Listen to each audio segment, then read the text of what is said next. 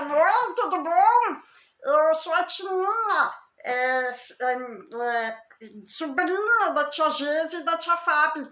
E elas estão falando a respeito de um assunto, assim, que no início eu não entendi muito bem, que era sobre menos-valia e sucesso. Mas daí eu perguntei para a tia Geise o que é menos-valia.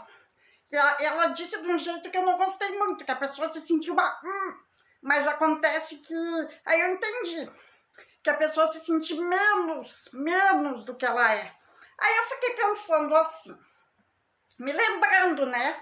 Por causa que eu queria muito, assim, ir bem em matemática. Mas eu sempre tirava, assim, ali, às vezes um pouquinho abaixo, um pouquinho acima, mas nunca conseguia ir bem em matemática.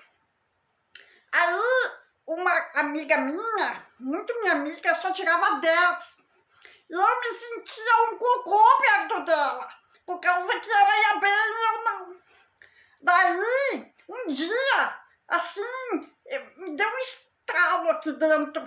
E eu pensei, bah, se eu me sinto um cocô perto dela, porque ela vai bem e eu mal, quando eu for bem, eu vou achar que quem vai mal é um cocô. E aí, eu resolvi ser feliz, sabe? E me acalmei, estudei, e pedi ajuda para minha mãe, para o meu professor, e consegui tirar 8, um dia 9, e quem sabe um dia eu tiro 10.